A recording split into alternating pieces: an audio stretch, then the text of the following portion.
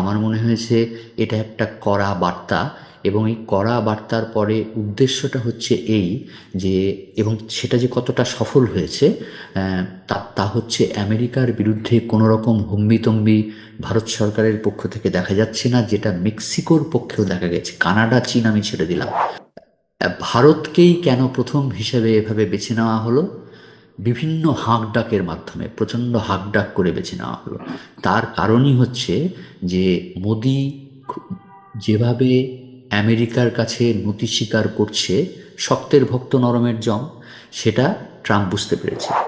আমেরিকায় যদি তুমি এসে এমনি আমেরিকানদের জিজ্ঞেস করো, তারা ট্রাম্পের এই হম্বিতম্বি পছন্দ করছেন, এ বিষয়ে কোনো সন্দেহ নেই। তারা ভাবছেন যে অনেক দিন পর একজন প্রেসিডেন্ট যে অত্যন্ত কড়াভাবে নিজের দেশের স্বার্থের কথা বলছেন, ওই যে অন্ধ জাতীয়তাবাদ, এই অন্ধ জাতীয়তাবাদ আমেরিকায় ক্লিক করছে।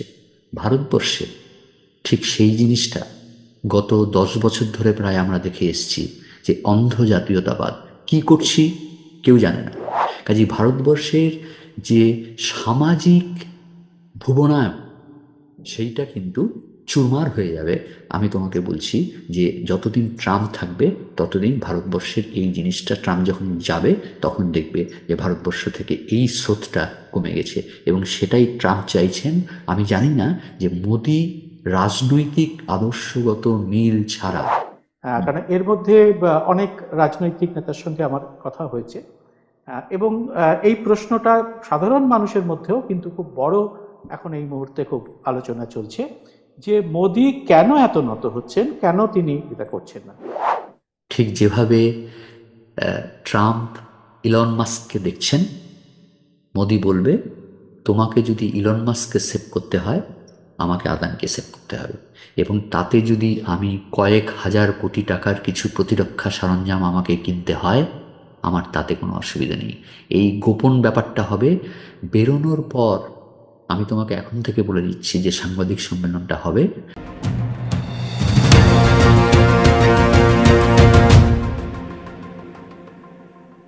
নমস্কার, সবাইকে এই খোলা আড্ডা অনুষ্ঠানে স্বাগত।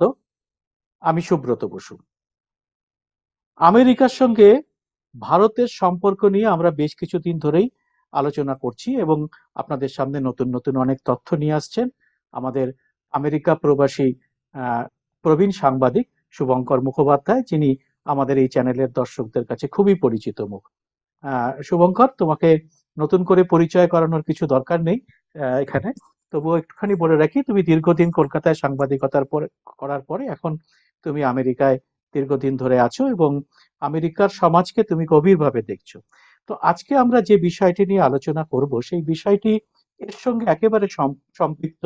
সেটা হচ্ছে যে এই যে আমেরিকার সঙ্গে ভারতের যে টানাপোড়েন শুরু হলো অভিবাসীদের নিয়ে, তুমি প্রথম থেকেই বারবার বলছিলে যে এটা একটা খুব চরম জায়গায় যাবে, এবং সেটা কিন্তু সত্যিই শুরু হয়ে গেল। এবং প্রথম যে দলটি, এর মধ্যেই কিন্তু অমৃতসর এয়ারপোর্টে তারা নেমে পড়েছে, এবং তাদের যেভাবে পাঠানো হয়েছে, যে মানবিকতার প্রশ্নে যে প্রশ্নগুলো উঠেছে তাই নিয়ে তুমি জানো যে লোকসভাতেও এটা নিয়ে বিক্ষোভ দেখিয়েছে বিরোধীরা। এবং ভারতে সব থেকে তুমুল আলোচনার বিষয় কিন্তু এখন এই এই বিষয়টি, অভিবাসীদের ফেরত পাঠানো। ট্রাম্প তা যেটা হুমকি ছিল সেটা বাস্তবে হলো, এবং যে পদ্ধতিতে হলো সেটাও অত্যন্ত আলোচ্য বিষয় হয়ে উঠলো।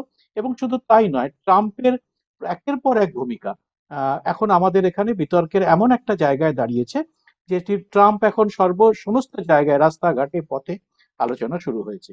তো আমরা তোমাকে এই জন্যই আজকে বলবো, তুমি সরাসরি আমেরিকা থেকে যুক্ত হয়েছে আমাদের সঙ্গে, যে তুমি আজকে যে কি পরিস্থিতি ভারতের পার্সপেক্টিভে, ভারতের প্রেক্ষিতে যদি তুমি একটু বিশ্লেষণ করো যে এই বিষয়টিকে, যে এই ট্রাম্পের এই অভিবাসীদের ফেরত পাঠানো সেখানকার সমাজে এবং আমাদের সমাজে কি আলোড়ন তৈরি করেছে।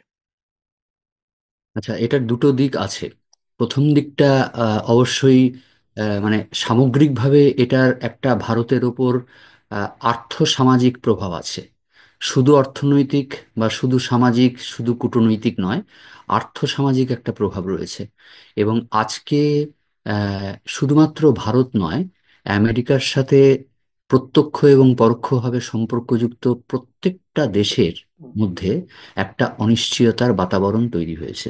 হুম, এবং আমরা জানি, আমরা যদি আবিশ্বের ইতিহাস দেখি, তাহলে দেখতে পাবো যে যে কোনো অপশাসক যিনি আহ, ক্ষমতা পছন্দ করেন এবং নিরঙ্কুশ ক্ষমতা পছন্দ করেন, তিনি সবসময় এই ভয়ের রাজনীতিটাকেই বেছে নেন।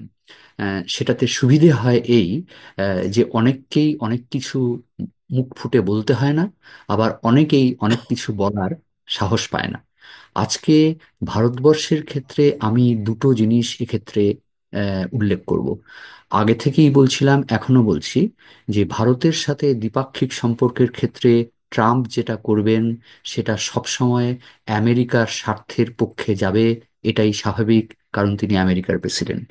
এবার তিনি যদি মনে করে থাকেন, তার উপদেষ্টারা তাকে যদি বুদ্ধি দিয়ে থাকেন যে ভারতবর্ষ থেকে আমদানি বন্ধ করার একটা বড় দিক হচ্ছে আমেরিকার বাজারটাকে, স্বদেশি বাজারটাকে উজ্জীবিত করা, বা ভারতবর্ষ থেকে যারা অবৈধ বা বৈধভাবে অভিবাসী আসছে, অর্থাৎ অ্যাজ এ হোল যেটাকে আমরা আউটসোর্সিং বলি, সেটা বন্ধ করে দেওয়া, এগুলো যদি আমেরিকার অর্থনীতির পক্ষে অনুকূল হয়, তাহলে ট্রাম্প সেটা করবেন, এ বিষয়ে কোনো সন্দেহ নেই। কিন্তু আমার খুব অবাক লাগছে যে এই জিনিসটা, এই একই ফর্মুলা দিয়ে তো চীনের সাথে হচ্ছে, মেক্সিকোর সাথে হচ্ছে, কানাডার সাথে হচ্ছে। কলম্বিয়ার কিন্তু সঙ্গে হচ্ছে। তারা কিন্তু তারা এমনভাবে একটা পাল্টা হুমকি বলবো না, পাল্টা শর্ত আরোপ করেছে।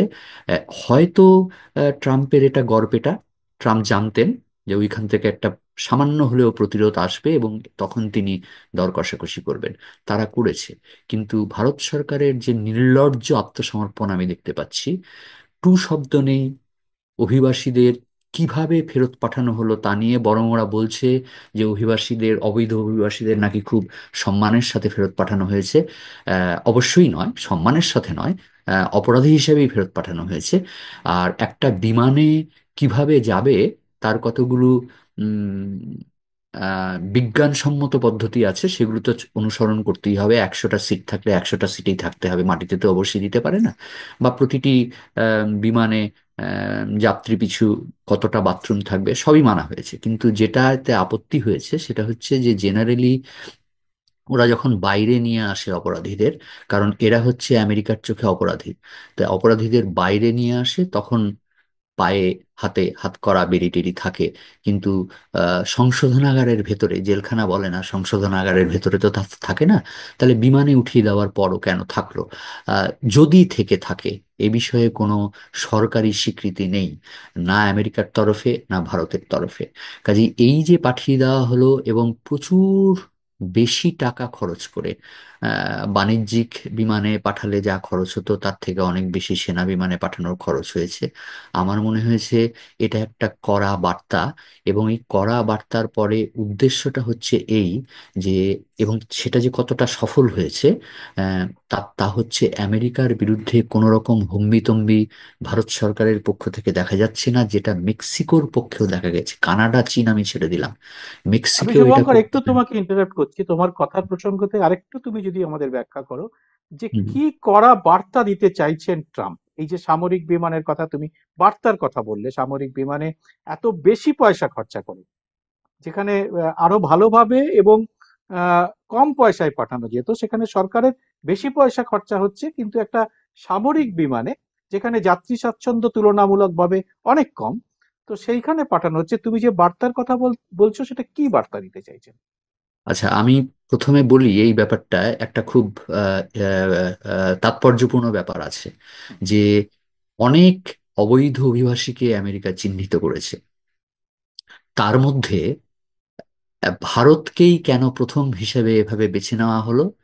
বিভিন্ন হাঁকডাকের মাধ্যমে, প্রচন্ড হাঁকডাক করে বেছে নেওয়া হলো। তার কারণই হচ্ছে যে মোদি খু- যেভাবে আমেরিকার কাছে নতি স্বীকার করছে, শক্তের ভক্ত নরমের জম, সেটা ট্রাম্প বুঝতে পেরেছে। ট্রাম্পের দুটো উদ্দেশ্য।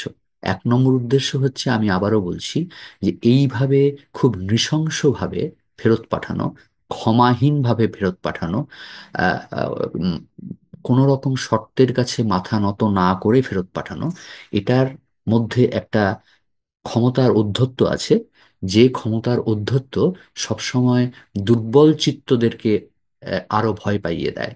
তো মানে ভারত বার্তাটা হচ্ছে ভয় দেখানো, তুমি যেটা বলতে ভয় চাইছো, দেখানো, ভয় দেখানো। এবং এবং সেটাতে এক ঢিলে দুই পাখি মারা।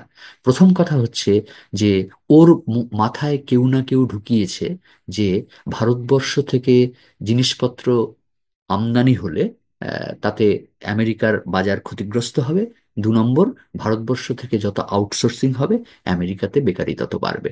তো এই দুটো উদ্দেশ্য তো পূরণ হবেই যদি অবৈধদের পাঠানো হয়। তার কারণ ভয় দেখানো মানে, ভয়টা তো শুধু গভর্নমেন্ট পাচ্ছে না, তার সাথে ধরো যে ছেলেটি যে মেয়েটিকে তার অভিভাবকরা আমেরিকায় পড়তে পাঠাতে চাইছিলেন এবং স্বপ্ন দেখছিলেন পড়ার পর আমেরিকায় চাকরি পাবে, যে আইটি প্রফেশনালরা ওঁত পেতে বসেছিল যে কিছুদিন পরেই আমাকে আমার কোম্পানি কন্ট্রাক্টে আমেরিকায় পাঠাবে, এবং আমেরিকায় পা দেওয়ার পরপরই আমার প্রথম পদক্ষেপ হবে একটা আমেরিকান কোম্পানি খুঁজে বার করা, যারা আমার স্কিল এবং স্পেশালিটির জন্য আমাকে নিয়োগ করবে, এবং আমি আস্তে আস্তে গ্রিন কার্ড বা পার্মানেন্ট রেসিডেন্সির দিকে এগিয়ে যাব।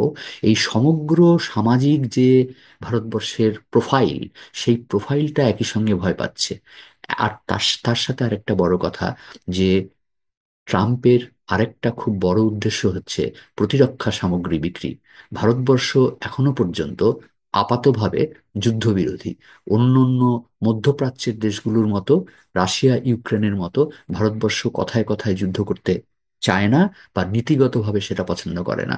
কাজেই আমেরিকার প্রতিরক্ষা সরঞ্জামের অধিকাংশই ভারতবর্ষের কাছে অপ্রয়োজনীয়। অপ্রয়োজনীয় জিনিস কেনানোর জন্য একটা ভয়ঙ্কর শর্ত না দিলে মোদি এটাতে রাজি হবেন না, যে আমি অর্থ ব্যয় করে অকারণে কিছু প্রতিরক্ষা সামগ্রী করব। এইটা দেখিয়ে মোদি যদি প্রতিরক্ষা সামগ্রী কেনে, তখন বলবে ঠিক আছে, তোমাকে 20% বাজার ছেড়ে দিলাম, ঠিক আছে, তোমাকে 10% শুল্ক কমিয়ে দিলাম। এই রকম যে এক ঢিলে অনেকগুলো পাখি মারবার জন্য ট্রাম্পের ভারতীয় অবৈধ অভিবাসীদের পাঠানোটা এত হাঁকডাক করে করা হয়েছে। আমি বারে বারেই বলছি, এরকম অবৈধ অভিবাসী ভারত ছাড়াও আরো আছে, এক নম্বর। দু নম্বর বিষয় হচ্ছে, এই যে অবৈধ অভিবাসী অবৈধ অভিবাসী আমরা বলছি, তারা ভারতবর্ষ থেকে যাওয়ার সময় বৈধভাবেই ভারতবর্ষ থেকে বেরিয়েছে। আমেরিকায় গিয়ে আমেরিকার ঢোকাটা তাদের অবৈধ হতে পারে, হয়তো সীমান্ত পেরিয়ে হতে পারে, বা এমনও হতে পারে আমেরিকার কাগজপত্র তাদের কাছে ছিল, সেটার ভ্যালিডিটি বা তার ভিসা সময়সীমা শেষ হয়ে গেছে, ঠিক। শেষ হয়ে গেছে। হুম। কাজেই এরা এমনভাবে, এমন পরিস্থিতিতে এই জিনিসগুলো করতে চাইছে, যাতে করে মনে হচ্ছে যে সবাই অবৈধ অভিবাসী এবং সবাইকে যার যার দেশে ফেরত নিয়ে নিতে হবে। সবচেয়ে আমার যেটা আশ্চর্য লাগছে, যে এইখানের যে কূটনৈতিক ব্যবস্থাপনা, সেক্ষেত্রে ভারত সরকারের এই আলস্য আমার মনে হয় ট্রাম্পকে আরো উজ্জীবিত করে দেবে, এবং সেটা ভারতবর্ষের ভবিষ্যতের পক্ষে ভালো না। যারা খুব আশা করে বসে আছে যে মোদি এবং ট্রাম্পের আসন্ন বৈঠকে ভারতের পক্ষে সুখবর আসবে, কখনোই না। ট্রাম্প এই মুহূর্তে, আমি বারে বারেই তোমাকে আগেও বলেছিলাম, যে ওর কোনো উপায় নেই আমেরিকার জনগণকে বোঝাতে গেলে যে আমি দেশের অর্থনীতিটাকে পুনরুজ্জীবনের জন্য একটু চেষ্টা করছি, এবং সত্যি আমেরিকার অর্থনীতিটাকে ফেরাতে গেলে কিছু পদক্ষেপ ট্রাম্পকে নিতে হবে। আমরা যারা বাইরের বিশ্ব আছি, তারা যদি সেইটাকে কূটনৈতিকভাবে, রাজনৈতিকভাবে মোকাবিলা না করি, তাহলে এই একছত্র ক্ষমতায় আমেরিকার কি হবে সেটা পরের প্রশ্ন। কারণ আমেরিকা গোল্লায় যাবে হয়তো। কারণ এইটা পথ নয়, আমি বারে বারেই বলছি, ট্রাম্প যেটা চায় বলছেন সেটা ঠিক, যে পথটা নিচ্ছেন সেটা ঠিক নয়। কাজেই লাভ আমেরিকার হবে না, কিন্তু বহির্বিশ্বের অনেক ক্ষতি হয়ে যাবে। এবং বহির্বিশ্বের ক্ষতি হওয়া মানে পরোক্ষভাবে আমেরিকার যে আজকে পর্যন্ত, যে আজকে থেকে 10 বছর আগে পর্যন্ত আমেরিকার সভ্যতা, বিজ্ঞান, সাহিত্য এর যে উন্নতি ছিল, এ বিষয়ে অস্বীকার করার জায়গা নেই। সেটা হচ্ছে অভিবাসীদের জন্য। সারা পৃথিবীর দক্ষ অভিবাসীরা, শিক্ষিত অভিবাসীরা, পণ্ডিত অভিবাসীরা আজকের আমেরিকাকে তৈরি করেছিল। কাজেই সেই অভিবাসীদের স্রোত যদি বন্ধ হয়ে যায়, তাহলে আমেরিকার ভালো হবে না, কিন্তু বহির্বিশ্বের কি ভালো হবে? আমার প্রশ্ন সেই এটাই। জায়গায় গিয়ে দাঁড়িয়েছে। আমি এবং একটা ভারতবর্ষ। জিনিস এর মধ্যে, হ্যাঁ, আমি একটা জিনিস এর মধ্যে, একটা খবর আমি বাজেট বই থেকে এবার পেলাম, যেটা আমি ইনফ্যাক্ট একটা ভিডিও করেছি, যেটা আজকে আপলোড করা হয়েছে। সে ভিডিওটার বক্তব্যটা হচ্ছে যে আমি বাজেট বই থেকে দেখলাম যে এর মধ্যে অনেকগুলো ছাড় আমেরিকার ব্যবসাকে দেওয়া হয়েছে এই বাজেটের একটু ঘুরিয়ে। যেমন টেসলা, টেসলা আমাদের এখানে এখন ব্যবসা করার জন্য আগে যে শুল্ক দিতে হতো, যেটা শেষ পর্যন্ত প্রথমে ছিল 150%, তারপরে 70%, এবং সেটা এখন টেসলার মতো কোম্পানি যদি খুব বড়ভাবে এখানে আসে, তাহলে তারা 15% মাত্র শুল্ক দিতে হবে। অনেকটা কমিয়ে দেওয়া হলো। হার্লে ডেভিডসন বা এরকম এরকম কোম্পানিকে তাদেরও শুল্ক ছাড় দেওয়া হচ্ছে। অতএব এই বাজেটের মধ্যে এই কিন্তু প্রভিশন রাখা হয়েছে বাজেট প্রস্তাবে। তার মানে মোদি যে 13 তারিখে দেখা করতে যাচ্ছেন, তিনি কিন্তু একদম খালি হাতে যাচ্ছেন না। তিনি বলার মতো জায়গায় যাচ্ছেন, আমি তোমার কাছে অনেক সাহায্যের ডালি, কিন্তু আমার উপহারের ডালি কিন্তু আমি নিয়ে এসেছি।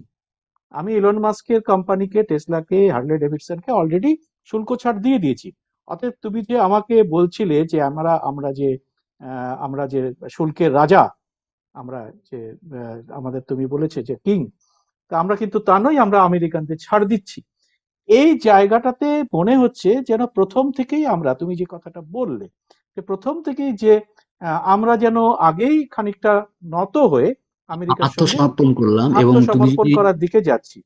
এবং তুমি যদি সময়ের সালতামামিটা দেখো, তাহলে মেক্সিকো এবং কানাডা এবং চীনের প্রধানমন্ত্রী, তারা প্রতিক্রিয়া দিয়েছেন তাদের ল্যাজে পা দেওয়ার পর।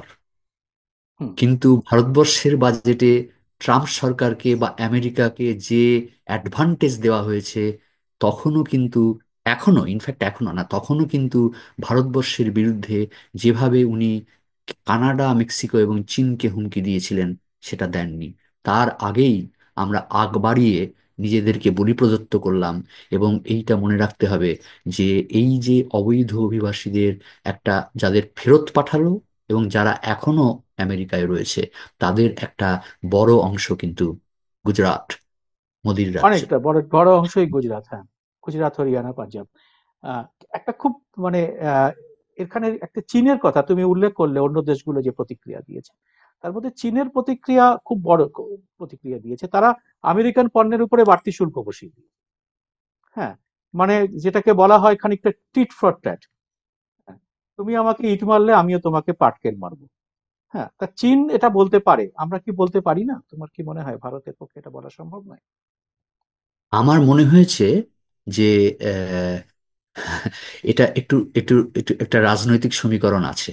তার কারণ হচ্ছে যে উম, আমরা সেদিকে আস্তে মোদি আস্তে এগোচ্ছি, আমরা রাজনৈতিক এগোচ্ছে, সমীকরণ দিকে এগোচ্ছে, এগোচ্ছি আস্তে আস্তে এগোচ্ছে। কথাতে। আমার কারণ মনে মোদি, হয় দর্শকরা বুঝতে পারবেন আমরা কোন দিকে এবার আমার আলোচনাটাকে নিয়ে যাব। হ্যাঁ, এটা একটু ধরিয়ে দেওয়া উচিত হুম, যে চীনের সংগ্রাম, চীন ভেতরে যতই লৌহ লৌহ কঠিন পর্দার আড়ালে বসে থাকুক, চীনে যতই আহ, কমিউনিস্ট স্বৈরতন্ত্র চলুক, চীন চীনের মতো করে ঠিক আছে। এবং চীনের ওয়ান পয়েন্ট প্রোগ্রাম হচ্ছে আবিশ্বের পুঁজিবাদের বিরুদ্ধে লড়াই করা। এ বিষয়ে কোনো সন্দেহ নেই। কিন্তু ভারতবর্ষের যে বর্তমান সরকার, তারা প্রকৃতিগতভাবে, তাদের বিশেষত্ব বা বিশেষত্বের ক্ষেত্র আলাদা, কিন্তু প্রকৃতিগতভাবে তারা ফ্যাসিবাদী। তারা সবসময় বিশ্বের আরো একটি ফ্যাসিবাদী সরকারকে সবসময় নিজের আস্তিনে রাখবার চেষ্টা করছে। এবং কাজেই পুঁজিপতির, তারাও পুঁজিপতির সমর্থক। পুঁজিপতি। এবং তা ভারতবর্ষে যদি আমরা দেখতে পাই, এই যে বেসরকারীকরণ হচ্ছে, বেসরকারীকরণ হচ্ছে, হুম, ইভেন যেটাতে মধ্যবিত্ত বেঁচে ছিল, যে ব্যাংকিং, ব্যাংকিং ক্ষেত্রে বেসরকারি ব্যাংকিং হচ্ছে। এবং ইন্স্যুরেন্স, এলআইসি, হ্যাঁ। বেসরকারিকরণ হচ্ছে সমস্ত সার্ভিসে, রেল থেকে শুরু করে সর্বত্র বেসরকারিকরণ হচ্ছে। সেটাও তো আমেরিকার মতোই। আমেরিকাতেও তো একটা ক্যাপিটালিজমই কাজ করে, যে আমাদের একটা বাড়ি কিনলে সেই সঙ্গে চার পাঁচটা বীমা কিনতে হয়, যে একটা গাড়ি কিনলে চার পাঁচটা বীমা কিনতে হয়। মার্কেটটাকে বৃহত্তর করো, মার্কেটটাকে বৃহত্তর করো। কাজেই মোদি এবং ট্রাম্পের মধ্যে সেই রকম একটা নীতিগত সাযুজ্য আছে। আমার মনে হয় এই আত্মসমর্পণের ক্ষেত্রে ভারতবর্ষের সরকারের পিছনে এই এই নীতিগত আদর্শটা অনেক বেশি কাজ করেছে। এবং এক্ষেত্রে আমি মনে করি যে মোদির হয়ে আমেরিকার সাথে যে নেগোসিয়েশন করেন ভদ্রলোক জয়শঙ্কর, অত্যন্ত মেধাবী লোক, হ্যাঁ, কিন্তু হ্যাঁ, ধুরন্ধর। কিন্তু তার চাকরি এবং নির্ভর করে মোদির উপরে। মোদির ওপরে ফরেন মোদির উপরে, সার্ভিসে কারণ নিযুক্ত রাজনৈতিক ছিলেন নেতা নন, তিনি একজন আমলা। আমলা। তো সেই তিনি, তার যে ব্রট আপ, আমি সেদিন দেখছিলাম যে তার বেড়ে ওঠা, তার পারিবারিক পটভূমি আমি দেখছিলাম, সোনার চামচ মুখে দিয়ে জন্মানো। তো তার মধ্যে এই ধরনের কোনো মনোবৃত্তি নেই যে আমরা এমন একটা কিছু করব যা লোকসমাজের পক্ষে যাবে। কাজেই মোদির সঙ্গে আমাদের ট্রাম্পের যে সম্পর্ক, সেটা গভীরভাবে রাজনৈতিক। কূটনৈতিকটা কতটা সফল সফল হবে সেটা নির্ভর করছে আগামী দিনে ভারতবর্ষ কতটা নিজেকে শক্তিমান প্রদর্শন করতে পারবে তার ওপর। নয়তো আমি বলছি, বারে বারেই বলছি, যে ট্রাম্পের আমেরিকায় ভারতবর্ষের অবস্থা খুব একটা ভালো হবে না।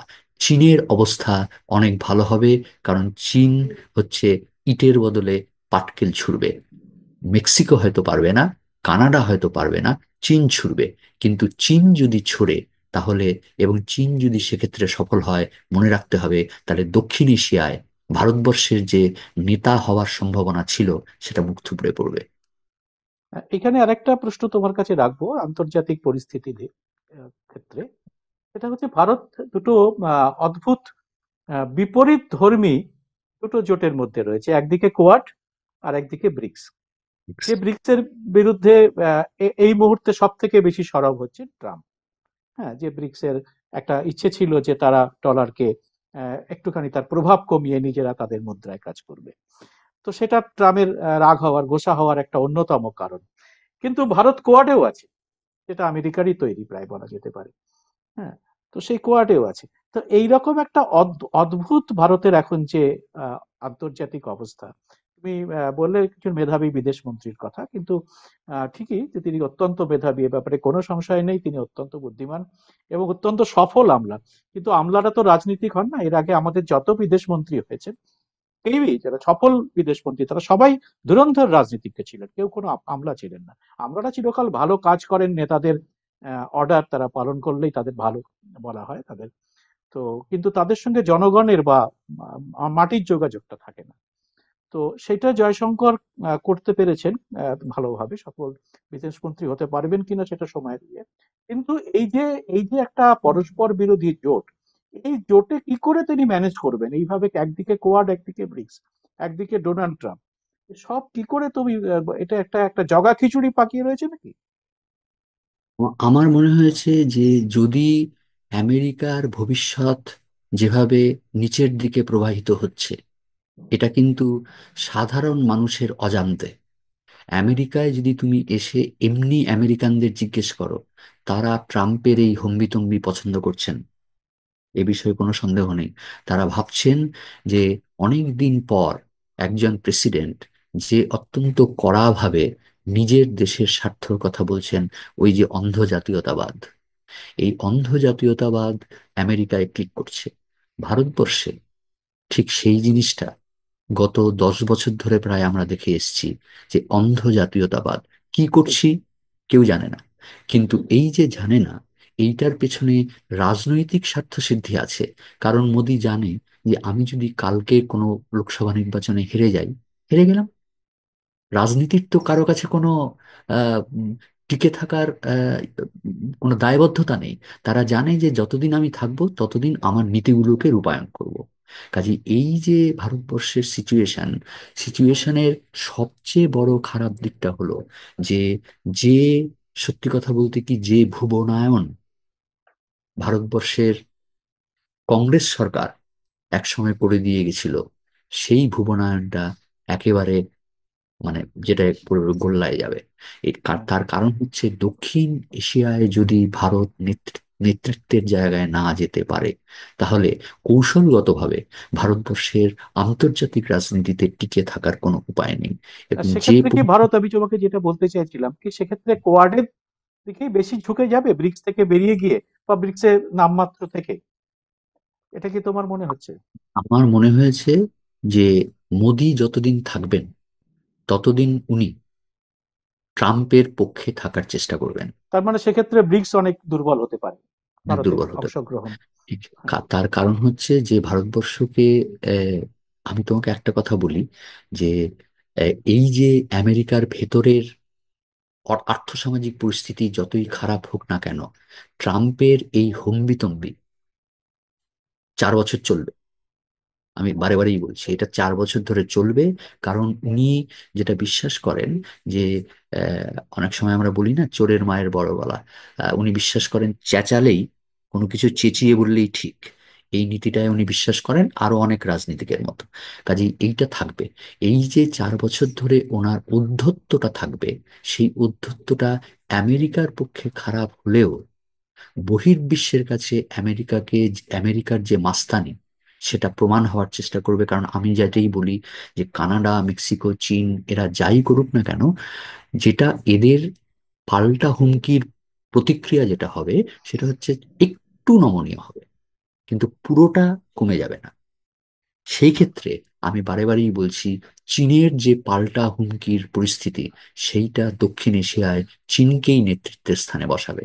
পাশাপাশি ভারতবর্ষ যে বেরিয়ে অন্য কারো কাছে যাবে, ভারতবর্ষের সেই রিসোর্স নেই।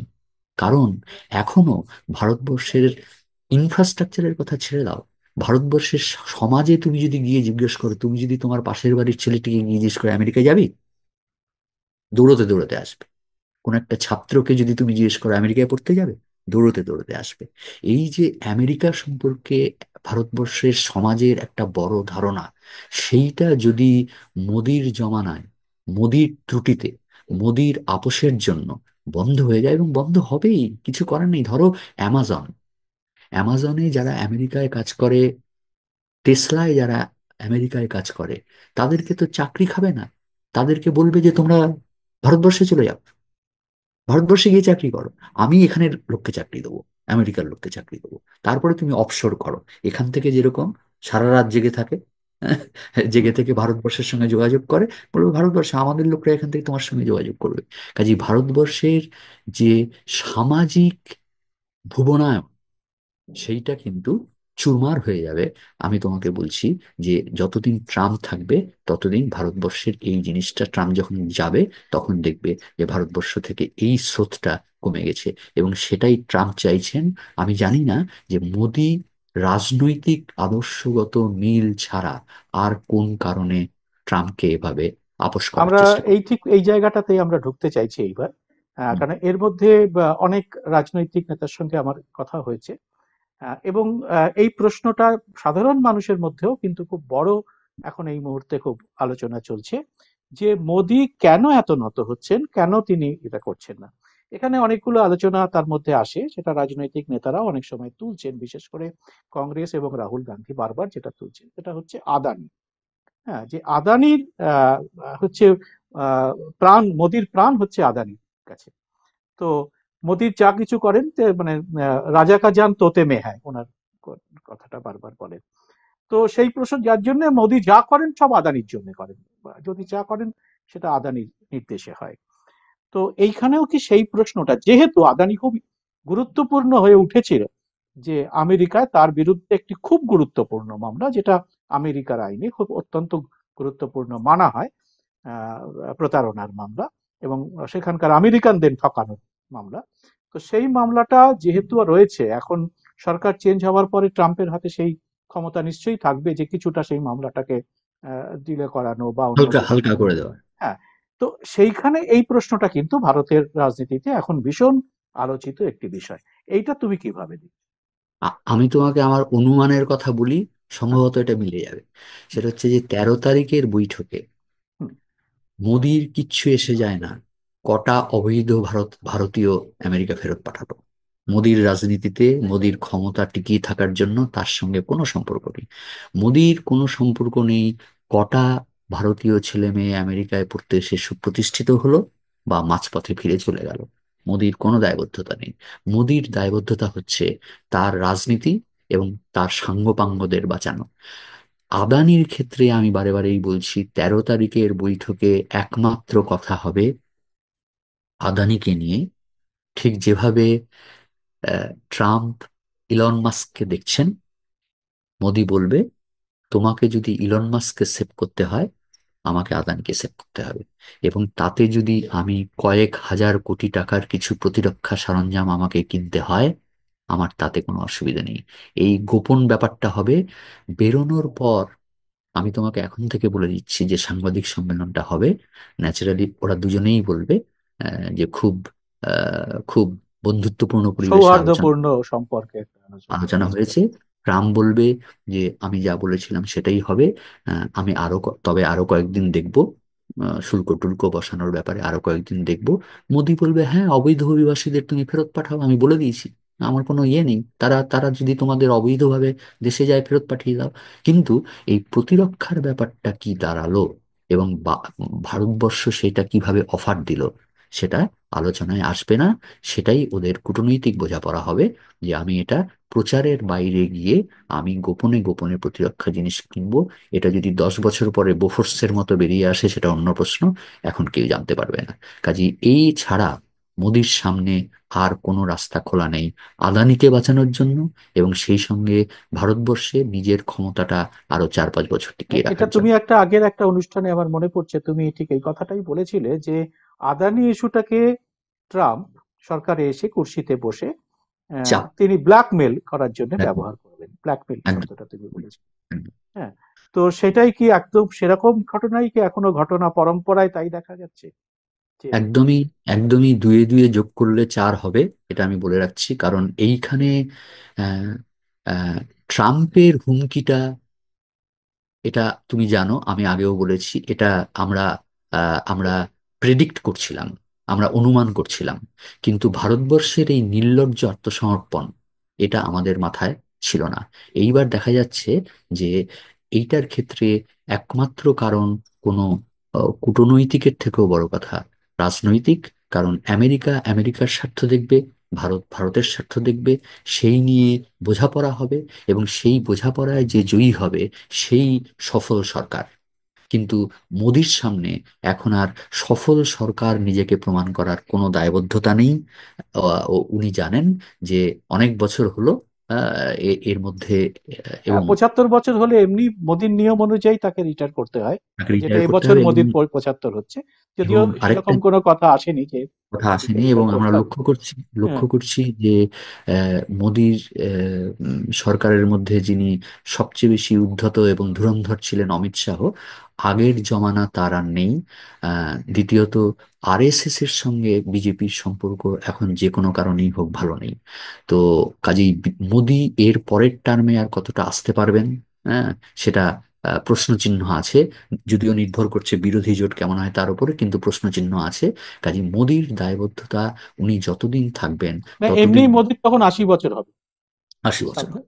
তো তখন সা- বিজেপির 75 বছরের নীতি যদি পালন হয় তাহলে তো কারণ তিনি হয় ভোটে হেঁটে দাঁড়াতে আসে। পারবেন না। কাজে তাহলে হারাবার মোদির এটা কিছু শেষ। নেই। ইয়া, হারাবার কিছু নেই, এই জায়গা থেকে মোদি শুরু করছেন। এবং এটাতে উনি চাচা আপন প্রাণ বাঁচা এই ব্যাপারটাকে করবার চেষ্টা করবেন। কারণ অবৈধ অভিবাসী ইস্যুতে ভারতবর্ষের ইকোনমি ক্ষতিগ্রস্ত হওয়ার কোনো চান্স নেই। একমাত্র বাণিজ্যিক এবং প্রতিরক্ষা খাতে ব্যয় বাড়ানো ছাড়া ভারতবর্ষের অর্থনৈতিক, এই যে অর্থনীতি, এটা তো সব সময় মানুষ বুঝতে পারে না। মানুষ যতটা বুঝতে পারে অবৈধ অভিবাসীদের তাড়িয়ে দিচ্ছে তাড়িয়ে দিচ্ছে, তোমার বাড়িতে, বাড়ির পাশে যে মানে আমেরিকা আসল যায়নি, খেলাটা হবে ট্রেড ওয়ার, তুমি বলছো যে ট্রেড আসল ট্রেড খেলাটা ওয়ার, হবে একদমই ট্রেড ওয়ার। বাণিজ্যিক খেলা। তার কারণ হচ্ছে যে তোমার পাশের বাড়ির ছেলেটাকে যদি তুমি জিজ্ঞেস করো যে আমেরিকায় যায়নি বা যেতে পারেনি, সে বলবে ঠিক হয়েছে, ঠিক হয়েছে। আবার যারা আমেরিকায় যেতে পারছিল তারা আমেরিকার নিন্দা করবে, সেই সঙ্গে মোদির নিন্দা করবে। হুম। কাজে এইগুলো আমার মনে হয় বড় ফ্যাক্টর হবে না। বড় ফ্যাক্টর হবে আজকের ভারতবর্ষে যেটা হয় সেটা হচ্ছে যে রাজনীতির ক্ষেত্রে বাহুবল এবং অর্থবল কতটা আমি আমার আস্তিনে রাখতে পারলাম। মোদির উদ্দেশ্য এখন সেটা। কাজেই আমার মনে হয়েছে যে মোদির 13 ফেব্রুয়ারির বৈঠক নিয়ে আমরা একটু যে আশার আলো দেখার চেষ্টা করেছিলাম, আমার মনে হয় না সেটাতে আশার খুব একটা আলো আছে। ওটা একটা, আমাদের ভাষায় আমরা যারা ক্রিটিক্যাল, আমরা যারা অ্যানালাইসিস করি, আমাদের ভাষায় ওটা একটা স্টেলমেট হবে। কোনো কোনো কোনো কোনো নজোজৌ নতস্থু অবস্থা হবে, এটা আমার ধারণা। ঠিক। খুব সুন্দর একটা আলোচনা তুমি আমাদের আজকে উপহার দিলে। আমার মনে হয় যে সমস্ত দর্শকরা দেখলেন তাদের অত্যন্ত ভালো লাগবে এবং অনেক চিন্তার খোরাকও আপনারা এর থেকে পাবেন। শুভঙ্কর, তোমাকে অনেক অনেক ধন্যবাদ, তুমি তোমার মূল্যবান সময় আজকে আমাদের জন্য দিলে। আর যারা আপনারা এই অনুষ্ঠানটা শেষ অবধি দেখলেন তাদের সবাইকে অনুরোধ, আপনারা আপনাদের মত, আপনারা কি মনে করছেন বিষয়টা অবশ্যই কমেন্ট বক্সে লিখে জানাবেন। এবং সেই সঙ্গে আমার এই চ্যানেলটিকে আপনারা অবশ্যই চেষ্টা করবেন যে সাবস্ক্রাইব করে নোটিফিকেশন বেলটি চালু করে রাখতে, যাতে ভবিষ্যতে এই ধরনের আরো অনুষ্ঠান করতে আমরা উৎসাহ পাই। শুভঙ্কর, তোমাকে ধন্যবাদ। অনেক ধন্যবাদ, সবাইকে শুভেচ্ছা।